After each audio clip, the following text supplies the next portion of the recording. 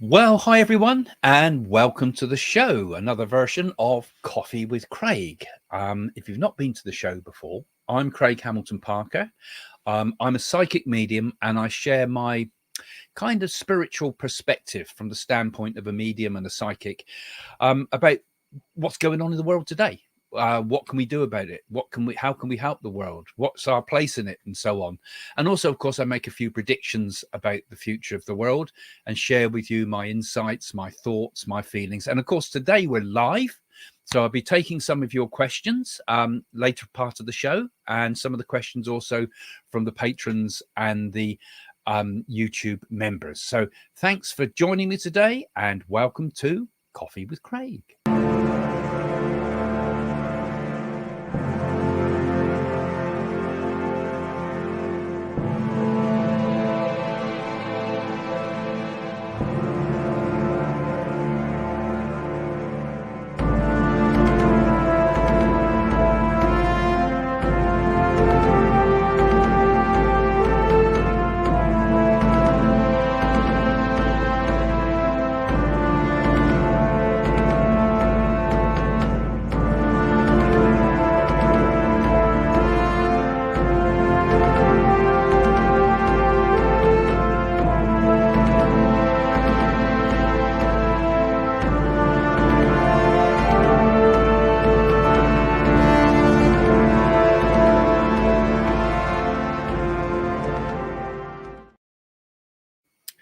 Well, hi again, and welcome to the show, where you can have a little chat with me, Craig Hamilton Parker, about all what's going on in the world. And this is going to be the last show for a few weeks because Jane and myself are off on vacation, and we're off to Italy, which is a bit of an earthquake zone.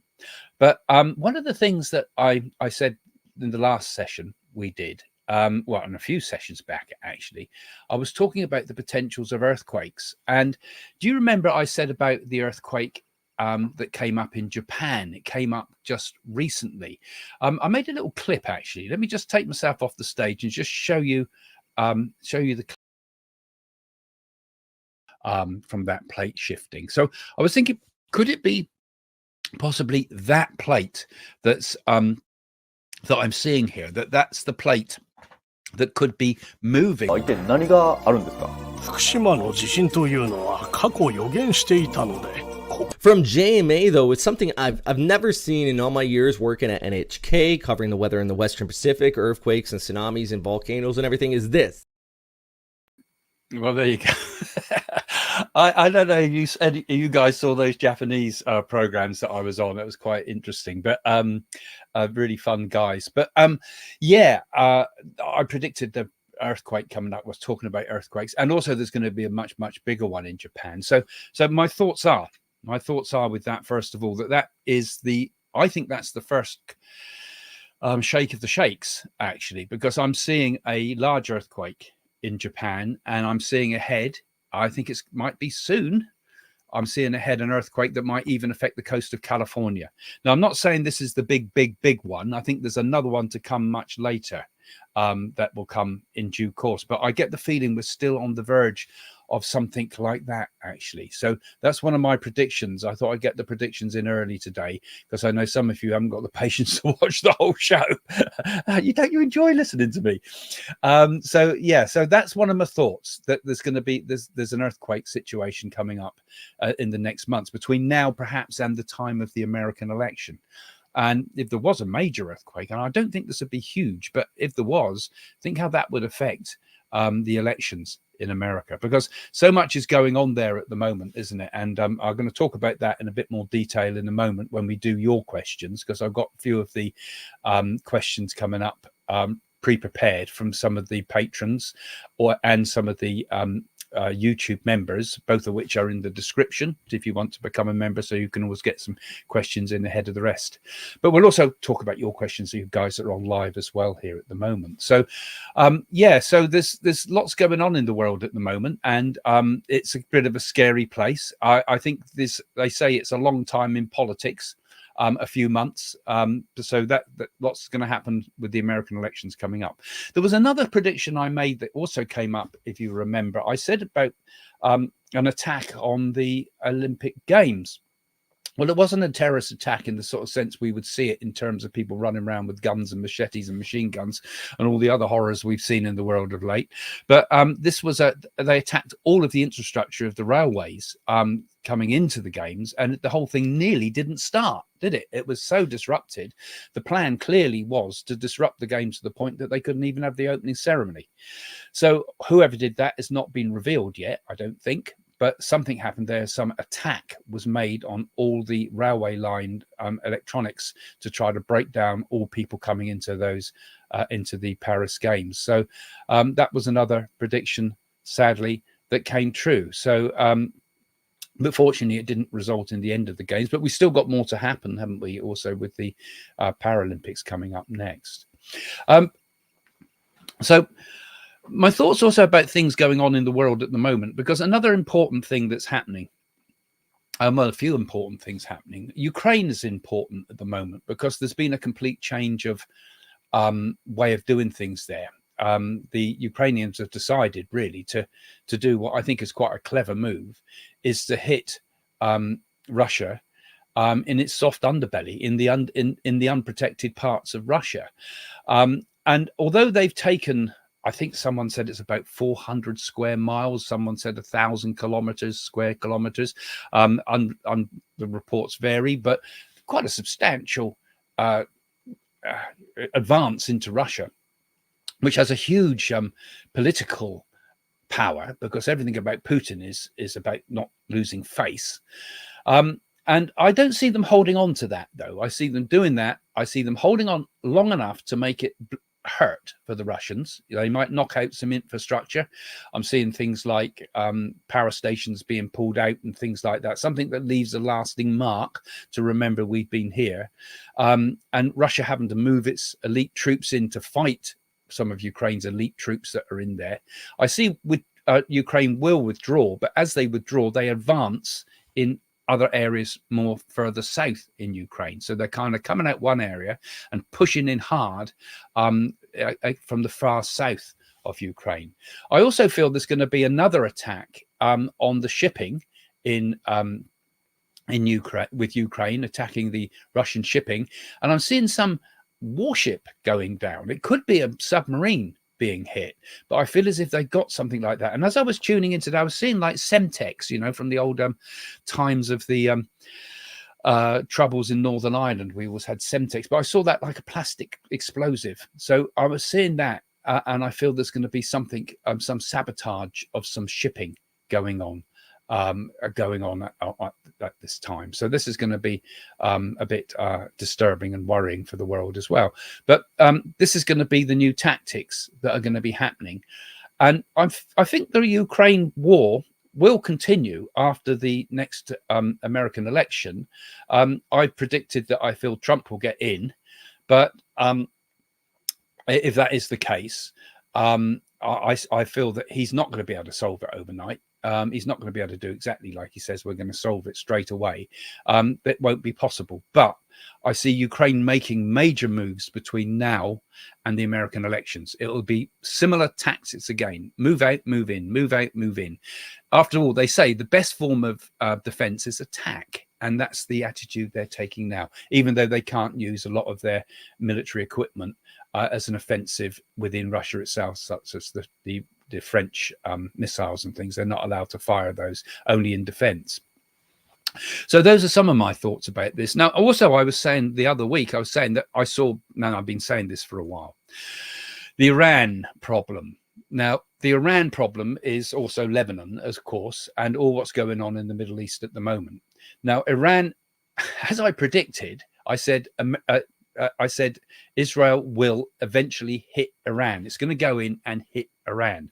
Now, Iran is making lots of threats that's going to hit Israel. And I feel that Israel is rubbing its hands at this idea. They want Iran to take a hit at them now. Both sides have tried to ease off up to now, but I feel they're kind of all in preparation, ready to hit the Iranian nuclear facilities. And I feel that's going to happen, even with the presence of American submarines there at the moment that are being shown as, you know, being very prominent and shown above the surface. and the American aircraft carriers, even with all that in place, I feel Israel's going to make an eventual hit on Iran. And will that be in the next month? Probably not. It will probably be sometime again around the American elections. And this is what I've been saying before about Kamala Harris and things like that, because the Democrats in power at that point are going to look very weak, because although they've got warships and things in, I feel there's going to be absolute bumbling with all this. I feel it's going to cause major disruptions, and they're going to see weak leadership there. Of course, we've got Biden pretty much unable to hold a cup and saucer, let alone press a nuclear button. But obviously there are people in power there that are going to take control. And I think it's going to look really bad. I think it's going to work against them. So that's one of my other thoughts. So those are the main things I'm feeling at the moment, particularly coming up over that period while I'm on holiday and on vacation. So those are some of the thoughts going through my mind that I've been getting. There's one other thing that I also felt, and that is with China, which is not in the news much at the moment. But there was a big movement in China called Bailan, which is, if I pronounced it right, which is basically means let it rot. It was a movement that happened in China with the youth of China mainly, saying, look, we're not going to get involved in the way you expect us to do. It was basically Timothy Leary's message: turn on, tune in, drop out, without the turn on, tune in. It was the let's drop out. We've had enough of this. We're not going to conform. So this rise of non-conformity in China, I'm getting a feeling there's going to be a big upsurgence of something similar to that very soon. And also I'm feeling with China, I get a sense something's going to happen with Indonesia. I know I've said about Taiwan, but I also feel this is kind of all part of a same sort of exercise in some ways. I'm seeing something happening with Indonesia, something with China and Indonesia happening. Could it be that they want to start to occupy areas of Indonesia, not just economically, not just having military bases nearby, but actually put a real aggressive stance to move in to open up the area there? For them, it's a bit like the British with the Suez Canal in the past. That was the lifeline to get goods from the Far East into Europe through the Suez Canal. Shut the Suez Canal, we'll have a war. And the similar feeling I get with Indonesia at the moment, because it's through there and through that area that Chinese shipping has to get to the West and around the world. So I get a feeling something's going to happen with that. And I don't know exactly what we got with this, but I just get a feeling that there's some form of problem in that area. And I feel that's something that, Australia might get involved in as well. And again, I'm feeling that kind of, I don't think it's right on us, but I get the feeling it's perhaps in an area as we come up towards, again, through the American elections, because I feel November is kind of a crisis time for the world. It's going to be a crisis time for the world.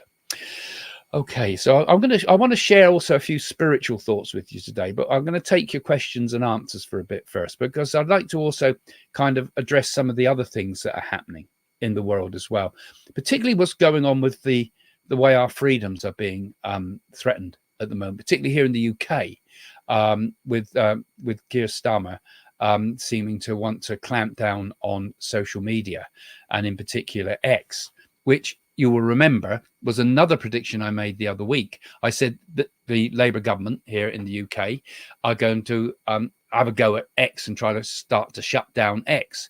Then soon after I said that, Elon Musk started a go at Keir Starmer, which was surprising. And I think rightly said, look, I think he did a preemptive attack actually on that. And I think Elon Musk is also making a kind of preemptive attack by having Donald Trump the other day, last night, I think it was, on X. I haven't seen the interviews yet, but as again, a preemptive attack that he wants to take a bigger role, not just in American politics, but also in world politics. So I'm going to talk a little bit more about that in a moment, I think, because I know you've got a couple of questions about that coming up, and also what's going on in America, what's going on around the world. So I'm going to just put an ad up for a minute, okay, while I just have a quick look at some of your questions coming in, and then we can address some of those, and just give me a second to prepare. So I'm just going to put up a little. Now, what I'm going to put up is not strictly an ad. It's, I don't know if you've been on. Come on, where's it gone? A present. There we go. I don't know if you've been on Prime lately, but I have a video on there, which was really a very, very important one from my point of view. It's where I'm very interested in the predictions made by the Naadi. Well, I went to India to do my remedies there. And those of you that have had Naadis or interested in Naadis will probably find this quite interesting. And lost some video for a second, and I think you'll find it quite interesting because it is what I did, but it's available free on Amazon Prime, and you can also see it for free in the Patreon section and also the YouTube member section. I'm just going to put the advert up for a second, right? And then we'll take your questions.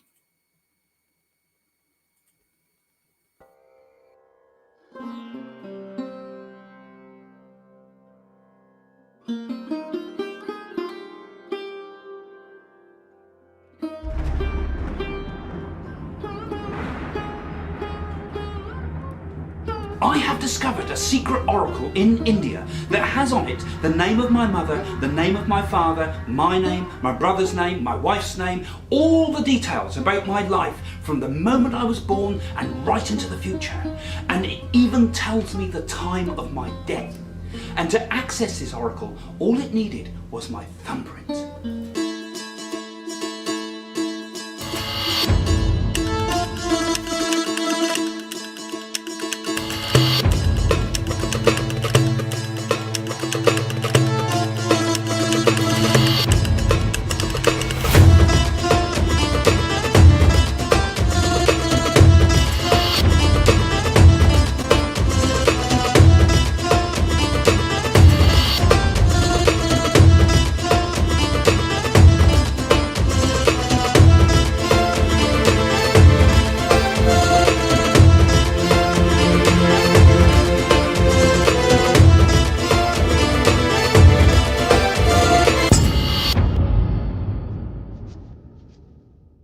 I'm here in India on my first mystic journey. In the UK and USA, Jane and I are known as the most psychic couple on the planet. I really enjoyed the reading with Craig because he hit some real accuracies about my father and our relationship. I've been a psychic medium for years. We have both had a fruitful life and seen many mystical things, but my trip to India has certainly opened even my eyes. As psychics, we have both been invited to do many TV shows about the paranormal, but what I'm about to experience in India is absolutely astonishing. So astonishing that even my wife Jane couldn't get her head round it. I have come to India to visit its temples and to do its rituals and change my fate. Everything the Oracle has told me about my life so far is astonishing. What it has to say is so mind-boggling that I feel compelled to make this crazy journey in order to undertake the magical remedies it prescribes. I want to find out if these Naadi leaves are a myth or the real thing. And if so, maybe I can uncover their secrets and discover if they can help other people too. On this journey, I meet a holy man who sleeps in a raging fire and is claimed will live for hundreds of years. This Siddhi yogi never eats, lives in a cave, and few people ever get to meet him. I am guided by two astrologers that help me clear my karma and explain to me the rituals that I must undertake. I am stunned by the beautiful landscapes and overwhelmed by the magical temples and mystic places. I love the people and the animals of India. I am visiting places where few Westerners ever go. It's a cultural shock and spiritual awakening. I feel an overwhelming inner transformation. Will I find the guiding light I need? My search takes me thousands of miles across India's breathtaking landscapes, and I see magnificent things. To clear my karma, the Oracle has told me to do charitable work, undertake magical rituals and remedies. This is the adventure of a lifetime. This is my mystic journey.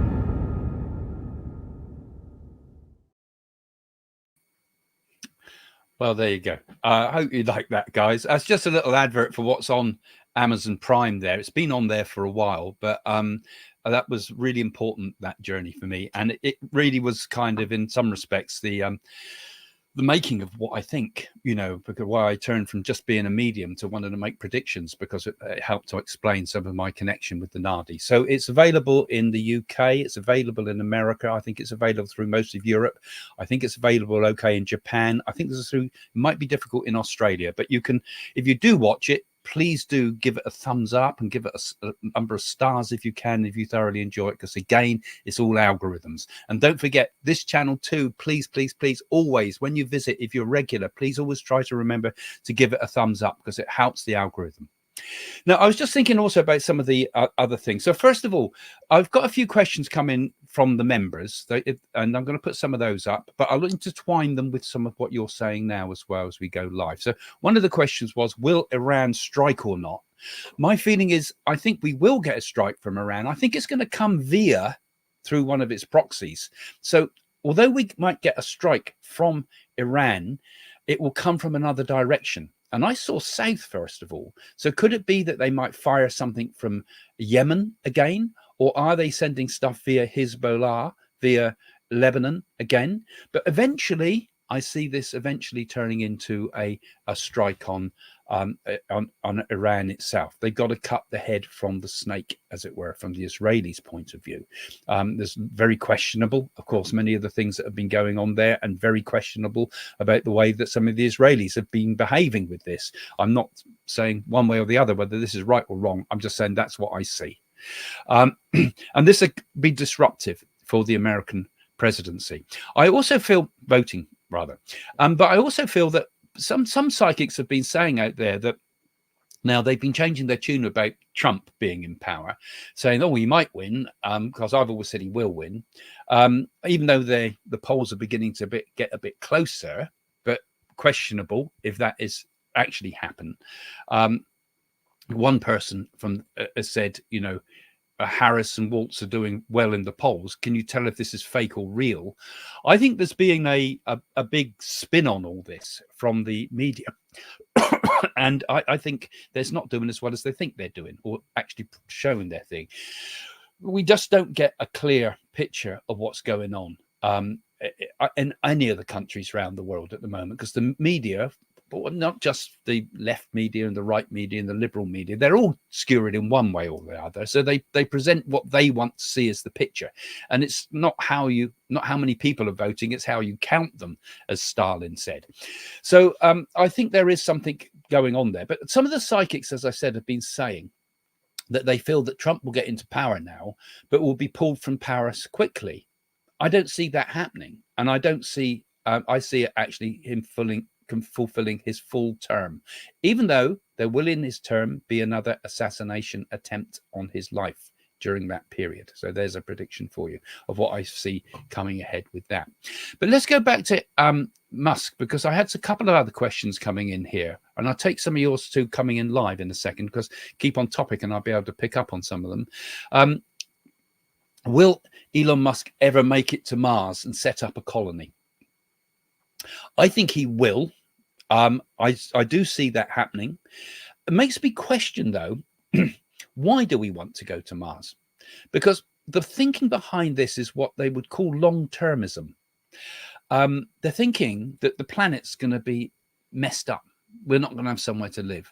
And this is thinking very long term. Long termism thinks not just about our period in our generation or the next generation or the next generation, but it's thinking in thousands of years ahead.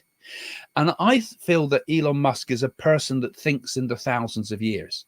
He's thinking, what will there be left? What will happen if we destroy the environment here? What will happen if population falls away and there's not enough population to sustain the world we have? That's his worry. So there's a lot of that in his thinking. And I feel he will make it to Mars. And I feel he will start a colony on Mars. And I feel they will find huge amounts of water under Mars. And in fact, I feel that Mars, we will discover, was what seeded life on Earth. We don't have the proof of this yet, but I feel that life started first on Mars and it seeded life on Earth, that Mars came first, lost its water, lost its atmosphere, but it continued on Earth. And now we're going to get a reversal of that, because I feel just a bit like in Total Recall, where they put all the atmosphere back on Mars, but set there by aliens, not necessarily by aliens, but I think we will be able to make Mars green again in the long-term future. So I feel he will do that. Now, more controversially, another question came in on the patrons and the YouTube members, and don't forget in the description if you'd like to join up with us. Elon Musk said about Europe that civil war in European countries is inevitable. If and when will this happen? Now, he was absolutely the press went for him on this big time, saying a terrible thing to say. This is causing outrageous possibility of they're actually triggering these things. But the thing is, I feel the man is telling the truth here, because I feel it is inevitable. He's right. We've seen it on the British streets, and all they do is say, oh, this is some far right sort of extremist group that's causing this. But I think there's a lot of people been protesting. There's been a lot of people anti those protests too. But the way the media are sort of framing it is this is far right and people and good people, good and bad. They made good and bad out of this already. People are angry because they're not being heard. And I think the problems that we have in European society and growing in American society is that mass immigration just does not work. And people are beginning to feel that mass immigration on the scale that it is divides countries. It doesn't give enough opportunity for people to integrate. And by not being able to integrate, what we end up is communities rather than community. I noticed they always say on the news, oh, we ought to look after the communities. And I think, well, why should it be plural? It should be singular. It should be look after the community, not communities, because that's accepting that there's different communities. We have to split them all up and we all live separately. And this is where you get the ghetto mentality, and we don't get people integrated, which is the key to it, which has been proven so well in the UK in the past, but doesn't work now because of the overwhelming level of this. And also, Elon Musk is also very important because one of the main problems we have is division caused by the algorithms in the world. They reinforce our differences. We watch one thing and we're shown another thing. So it reinforces our misconceptions all the time. And I think Elon Musk is doing a good job there, in that I feel that he's trying to say, look, we've got to have all sides of the argument. And he's come out and said, okay, I'm more Trump now because he's come out and said that. But I think he will play a big role in American politics in the future. I don't think he can't be the president ever in America, I don't believe, because he was born in South Africa. But I feel he'll start to be a very big role in American politics. But he's seeing outside the box. Musk, you will see in the future, is going to have, not only has he had an effect already in saying things about British politics, and everybody's outraged. They weren't outraged when Obama said you're going to be at the back of the queue with Europe. But I see him getting involved in European politics, Indian politics, Chinese politics. He's going to be a voice for the world. And he sees himself as that, almost a world voice. And it's going to be very interesting how that develops, because I see that man taking a very major role in the world as time goes on. And also, of course, we've got so many other problems happening in the world because the internet is now being blamed and social media is being blamed for what happened in the UK here with the riots, and we're going to get more in Europe. People like Keir Starmer, who's our prime minister now here in the UK, those watching from America, and he's what we call very left wing. He believes in kind of socialist ideas. Some would say Marxist ideas. Some would say even Stalinist ideas, because the man thinks legal. He was brought up and was a very good lawyer in his time. So his way of dealing with problems is to lay down laws, lay down rules. And that's the danger. There's a big danger in that, because we can't just shut people up. Because if you just shut people up using the law, and particularly on the social media, you're not going to make the problem go away. You're going to make it more explosive. You're going to compress it and make it explode. And this lawmaking is going to backfire, I'm afraid. What we need is to listen to people. We need to listen to what's going on. We need to listen to people's complaints and not just make shallow answers to it, that we don't actually address anything. We say we're going to do something and never do it. We need action on these things, because I feel the society we have at the moment is not working. And I feel that we have serious issues ahead. And this whole business about free speech, I mean, some of you said, where's free speech heading?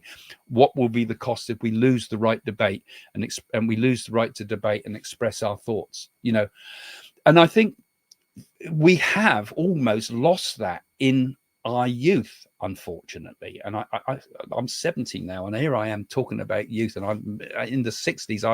I'd have despised someone like me. But I mean, but we used to say never trust anyone under 30, and that was right in some respects. But the problem we're having nowadays is people are frightened to talk about things. People are frightened to talk about debate, and people have become so brought up on this idea that if you don't like somebody, you can ban them, or you can cancel them, or you can get rid of them. And this idea of cancelling anything that disagrees with me, is extremely, extremely dangerous. And I see this as becoming one of the worst issues that we're going to see in the coming months and years. This is going to go right into 2025. It's going to boil and boil and boil. I don't think we'll get out of it until 2029 or around that sort of time. It's going to take a lot of years. This is something that could affect our societies for centuries ahead. And it's something that has to be addressed now, and integration has to be sorted out now. I think it is the problem that everybody's scared to talk about, and they're scared to address it.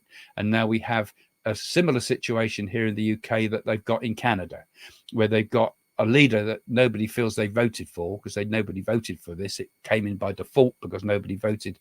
Everybody voted against the Tory party. And we've ended up with the situation that we've got like a Trudeau-like character who's very left-wing and has got very high plans to alter society in ways that I think the most of the population really don't want. So I'm just going to pick up a few of your comments, if I can, guys, now as well, coming in live. That's interesting. What did you say? Margaret Thatcher even made a statement years ago: if we allow illegal immigrants, it will destroy the UK and the rest of the world. Yeah, I saw that speech by her, actually. It keeps popping up on social media. Perhaps it's, again, the algorithm, because I've looked at other stuff. But that was true. You know, we have to have the rule of law, but we can't bend that rule of law just to fit our political agendas, really, in either way. You know, the way we report one type of people and the way we report another type of people, we can't keep having that. We can't have one rule for one lot and one rule for another. We've always got to judge people by their merits as people, and we also got to judge their crimes by the nature of the crime, not say that that we can turn a blind eye to that. You know, and that this is a serious problem that we have in the country, you know. And I feel there is political, there is some talk Wall Street collapse. That is something I also feel. I think we are due to very soon to see some form of major drop in all the financial problems in the world, all going to come in at once. I feel we're going to see this worldwide, and just coming up towards November time again. I just feel we're right at the point of something at the moment where there's something ready to pop. We've seen people's frustrations pop here in the UK. We're seeing it already in Europe quite often. The same thing might happen in America too. But I think we kind of got the elections there that are going to be the point. But what happens afterwards could be quite difficult. And I think we will see. I think we will see a serious economic problems.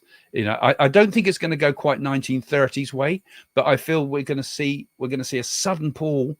But after the elections, I think they'll be able to pull it back. But you might see, if I'm right with that, I get it right with Trump being in power, you might see him trying to deal with a failing economy, which is very hard with his mindset, because his is about drill and things like that. I think that it's not necessarily going to be very healthy for the world in terms of the environment and things like that, you know. There's another. See, so I want to make sure we always get both. I know a lot of you are Trump followers here, because I sort of said about Trump would win the election and so forth. You've got to look always at both sides of things. You know, what's the spiritual message behind the division caused by Trump, overturning women's rights, denying climate change, and creating fear, all the while being backed by Christian evangelicals? So that was another question that one of the members has sent in. I think there's a fair point in some of that, frankly. Women's rights, that's a hugely difficult one, but I think the way he's saying he will do things is to split it up and let each individual state make a decision. So I think that's probably better than having overall rules for some of the things, particularly with abortion and things. The climate change thing is a worry, because that is seriously a problem. We're going to Italy, and they're turning the water off in our area from 6 o'clock in the evening to 6 o'clock in the morning. So that's a pretty serious drought. We've seen a pretty serious drought with fires in Greece, in Europe at the moment. We've seen major fires in California this year. We can't deny climate change. So I think we've got to have oil, but we've got to use it well, and we've got to make it less polluting, because it's no good. And the argument economically is, why let China and let India pump everything into the atmosphere, and they make all the pollution, and we go and buy our goods cheap from there? Wouldn't it be better to make our own goods and do them in less polluting factories, even though we know oil and coal and the rest of it are always going to damage the environment up to an extent, and work hard to try to stop that? Difficult argument. I'm not saying I come out on one side or the other of this, but there is problems. And as for the Christian evangelicals, well, yes, but I mean that's just that's not, I don't think, a major worry personally, because I think people see beyond that. I always think that always dangerous if religion gets involved in politics in any type, you know, or you get anybody with extreme and strong religious views. That's why I didn't like Tony Blair. That's why I didn't like Bush as well, because they were having a religious agenda in the background. And I think, how can that be swaying things a bit? Keep politics separate from religion. I mean, I believe in spirituality, I believe in religion, yes, but keep it out of politics, particularly the problems we're getting because of Islam and things like that, which is mixing politics with religion. Is it a political organization or a religious organization? You know, and what rules should we apply to this? And that should apply to all religions. And I think that's very, very important that we start to rethink those things. I see another one there from the coming. Will Kamala Harris ever face tough questions to reveal her true self? Will the debate on September the 10th approaching, polls show people may still be easily fooled? Well, you can't say that. You can't say easily fooled. I mean, people have got to make their own decisions based upon what they're viewing. But I feel that a week is a long time in politics. We've got a few months ahead in politics. Kamala Harris will show her true colors, I feel, and this is why I still feel Trump will most definitely win. Keir Starmer, will Keir Starmer ever listen to the genuine concerns of the British people? I don't think he will, because he's a politician that's built on rules. He's panicking. It's not that he doesn't care about the country. He thinks he's listening, but he's listening with closed ears, really. He's listening to what he already wants. He's hearing what he wants to hear already. And his idea is, well, we just stamp down on everything. And it also, his agendas and his rulemakings favors his own party. That's the problem. And that's where I fear that he is a danger to the country, frankly. And I think there's a problem with that. What is the spiritual message behind the division caused by Trump overturning women's rights? Oh, I've got that. We saw that one, didn't we? Sorry.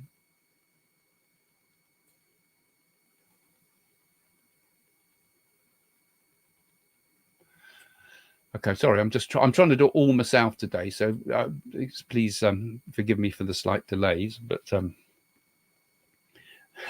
of you see, Trump is almost 80. Another Biden. He seems to be still pretty together though with his head, doesn't he? You're chatting between yourself.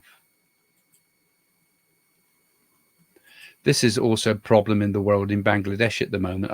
It's not been on our news at all here in the UK. But Bangladesh is in a very serious state at the moment. And I have said in the past with that eventually I feel, I've said this before, but I feel eventually Bangladesh will be absorbed into India, because I feel Bangladesh is going to face more and more serious problems in the future and be absorbed into India. There's a lot going on in the Far East. I should do a whole video on it. Also, Xi Jinping, how long has he got? I get a feeling he's not going to be with us a long time. And there's going to be a big upheaval in China, which I was talking about earlier on.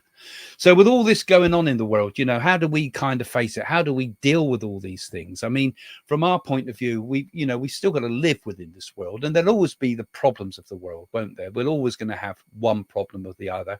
And I think it's important from a spiritual point of view, you know, it's important not to get sucked into the problems of the world too much. You know, this is my thoughts, because we need to be kind of in our lives. We need to try to be spiritually independent of all what's going on around us. Sai Baba, I think it was, said, you've got to have your head in the forest and your hands in society. We've got to deal with the world, and we've got to help the world, and we've got to do what we can for the world, and we've got to play our part in the world and do our service within the world. But we've also got to have our head in the forest, in the clouds, perhaps. But we've got to be spiritually independent. We've got to learn, each of us, to be a little bit more transcendent, haven't we? And we've got to see the bigger picture of things, because we could worry ourselves to death worrying about all the things that go on in the world, and yet we could walk through this world and be completely unscathed by it all. And we've worried ourselves with all the things that are happening. So I think we've got to do our best, and we've got to try to become more conscious with our living. I think each of us, our duty is to become more conscious, to wake up, to think for ourselves, for example, because waking up happens on lots of different levels. On the one hand, the first form of waking up is thinking for yourself, not saying I'm not going to be embarrassed because I've got a load of dislikes on YouTube or on Facebook or something. I'm not going to be so concerned about what other people think about me.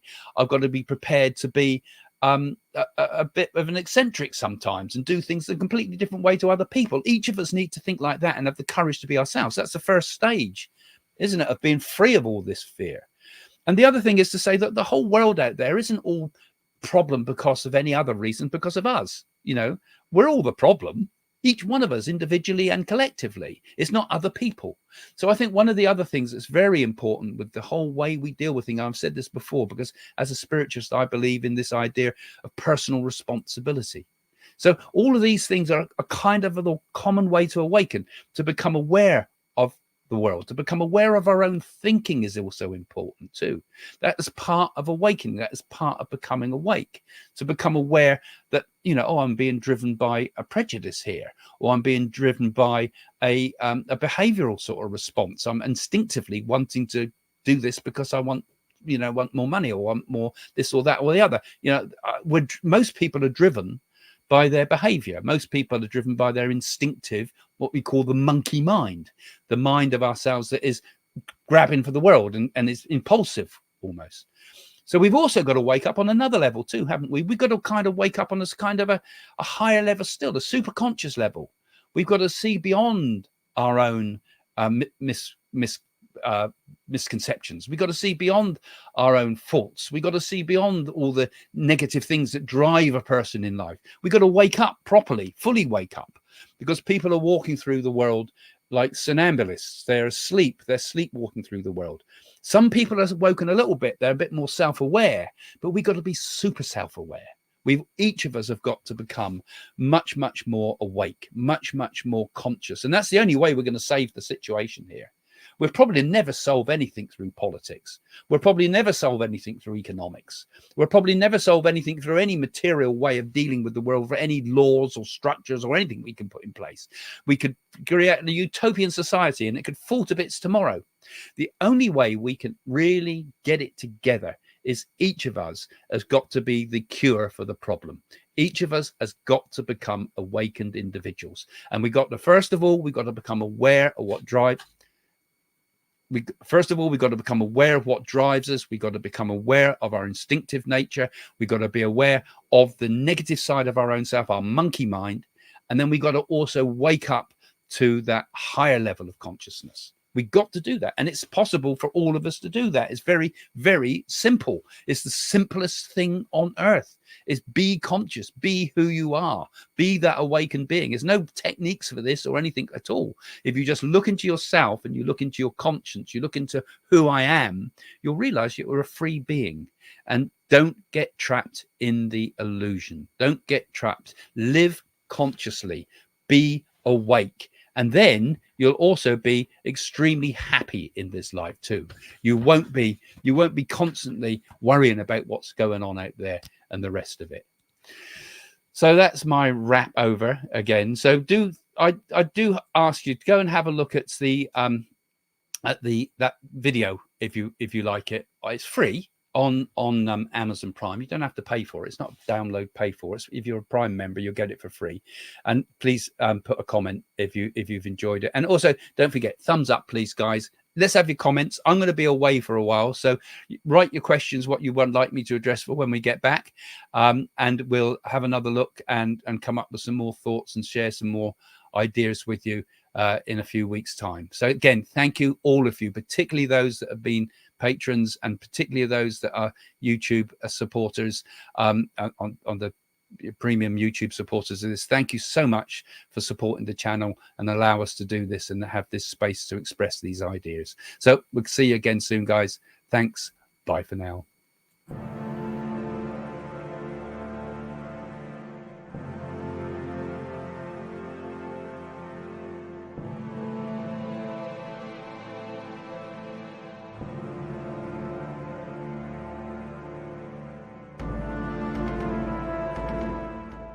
If you look back at my earlier predictions, and in particular the predictions I made on the newspaper, The Sun's website, I did actually say on there, the actual words were, there will be a flu epidemic linked to bioterrorism.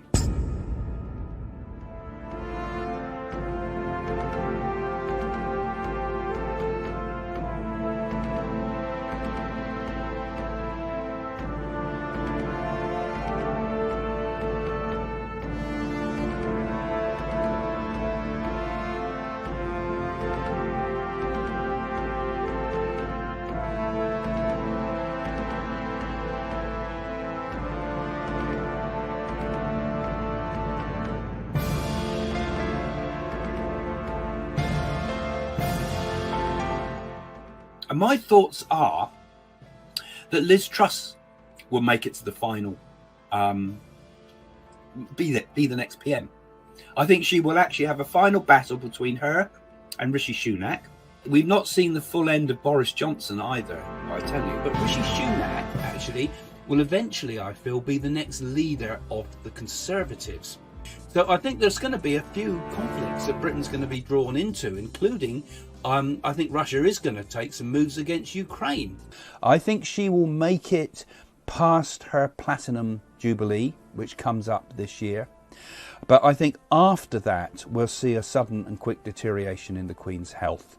And I think we might lose the Queen towards the end of 2022. There's going to be a huge, huge backlash from over the Netflix programs and screening, because I feel it comes out at a bad time. Charles will come to become King Charles, but his reign, I feel, will be short. I said that Prince Charles would be hit by an egg. And of course, there it is, all in the press today. Marvellous person she is. She does something that extraordinary, that could even put her life a little bit at risk with the way she did this. Okay. Is there something also there that's not been spoken about fully? Did they also discover something with Kate that wasn't quite right? A huge swarm of people knocking the doors of Europe and America. And I feel that Ukraine conflict is going to be a kind of a grinding conflict that goes on and on. I also feel that there's something going to happen in the Middle East as well. I feel as if there's going to be a sudden and unexpected thing happen in the Middle East. So I feel they're going to take it into their own hands, and I feel we're going to get a strike from Israel. This is going to be one of the significant things in 2023.